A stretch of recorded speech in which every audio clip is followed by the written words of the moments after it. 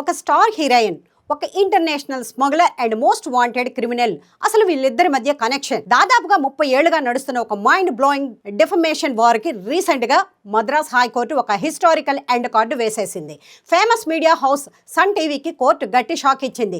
Senior నటి సుకన్యకు దాదాపు 10 లక్షల రూపాయల డ్యామేజ్ను పే చేయాలని ఆర్డర్ పే చేసింది. అసలు 1996లో ఏం జరిగింది? వీరప్పన్ చేసిన ఆ ఒక్క ఇంటర్వ్యూ ఒక స్టార్ హీరోయిన్ లైఫ్ని ఎలా ఎఫెక్ట్ చేసింది? అసలు సుకన్య ఎవరు?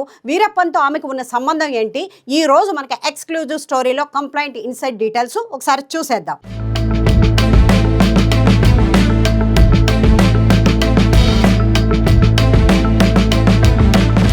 స్టోరీలోకి వెళ్లే ముందు ఫస్ట్ అసలు సుకన్య ఎవరు అనేది తెలుసుకుందాం. ఇప్పటి జనరేషన్ కి ఆమె పెద్దగా తెలియకపోవచ్చు, కానీ 90s లో మాత్రం ఈమె ఒక most popular and top heroine. 1991లో పుదునెల్లు పుదు నాతు అనే ఒక సినిమా డెబ్యూ ఇచ్చి బ్యాక్ టు బ్యాక్ హిట్స్ కొట్టింది.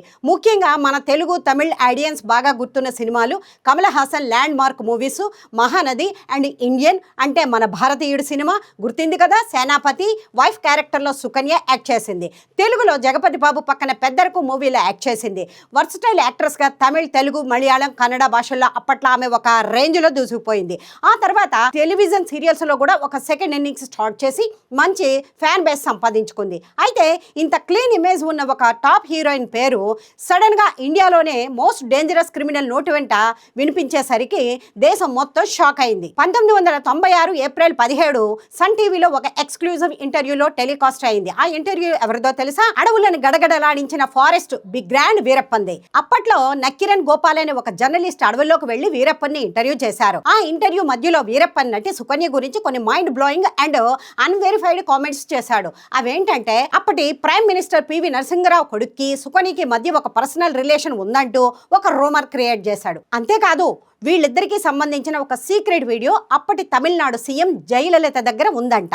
1996 జనరల్ ఎలక్షన్కి ముందు కాంగ్రెస్ పార్టీని బ్లాక్మెయిల్ చేయడానికి ఆ వీడియోని ఒక బార్గైనింగ్ చిప్ లాగా జయలలిత వాడుకుందంటూ వీరప్పని ఇంటర్వ్యూలో ఒక పెద్ద పొలిటికల్ బాంబు పేల్చాడు. ఈ ఇంటర్వ్యూలో టీవీలో రాగానే ఒక పెద్ద సెన్సేషన్ క్రియేట్ అయింది.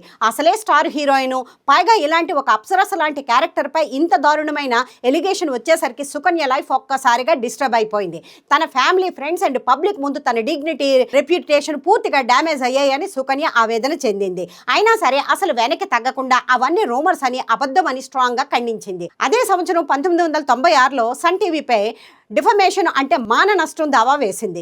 స్టార్టింగ్ లో ₹1 కోటి డ్యామేజెస్ డిమాండ్ చేసిన తర్వాత దాన్ని 10,500,000 రూపాయలకి రిస్ట్రిక్ట్ చేసింది. దాదాపుగా 19 ఏళ్ల సుదీర్ఘ పోరాటం తర్వాత 2015లో చెన్నై సివిల్ కోర్టుకు సుకన్యకు ఒక ఫేవరెట్ జడ్జిమెంట్ ఇచ్చి సన్ టీవీ అమౌంట్ పే చేయమని చెప్పింది. కానీ సన్ టీవీ ఈ తీర్పును ఛాలెంజ్ గా చేస్తూ హైకోర్టులో అప్పీల్ చేసింది. అలా మొదలైన ఈ లీగల్ బ్యాటిల్ దాదాపుగా ఇంకో 10 ఏళ్లు కొనసాగింది. ఇక ఫైనల్ గా ఈ 2026లో మద్రాస్ హైకోర్టు జస్టిస్ కె కుమారేష్ బాబు ఈ కేసుకు ఎండ్ కార్డు పెట్టేశారు. సన్ టీవీ అప్పీల్ ను పూర్తిగా డిస్మిస్ చేస్తూ సివిల్ కోర్టు ఇచ్చిన ఆర్డర్ ను అప్హోల్డ్ చేశారు. అంటే సుకన్యకు 10 లక్షల పైచీలకు అమౌంట్ ఇచ్చి తీరాల్సిందే అని తేల్చి చెప్పారు.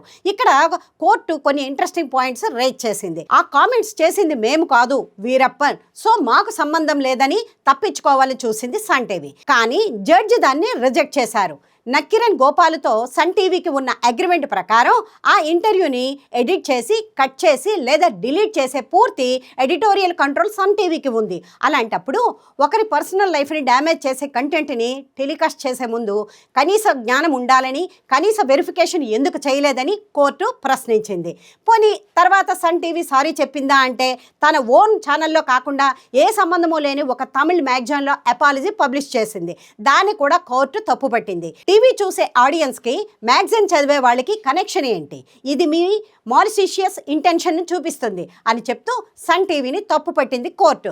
జడ్జిమెంట్ కేవలం సన్ టీవీకి మాత్రమే కాదు, ప్రజెంట్ ఉన్న digital media, YouTube channels, social media influencers అందరికీ ఒక పెద్ద లెసన్. ఎవరో ఏదో అన్నారని, ఎవరో ఏదో ఒక ఒపీనియన్ చెప్పారని దాన్ని వెరిఫై చేయకుండా వ్యూస్ కోసం పబ్లిష్ చేస్తే లీగల్గా ఎంత ప్రాబ్లం అవుతుందో ఈ కేసే బెస్ట్ ఎగ్జాంపుల్. ప్లాట్ఫామ్ ఎవరిదైనా సరే రెస్పాన్సిబిలిటీ అనేది చాలా ఇంపార్టెంట్. సో 30 ఏళ్ల తర్వాత అయినా నటి సుకన్యకు న్యాయం జరగడంపై మీ కామెంట్ ఏంటో కింద మెన్షన్ చేయండి. ఇటువంటి ఇంట్రెస్టింగ్ వీడియోల కోసం మా ఛానల్ని సబ్స్క్రైబ్ చేసుకోండి.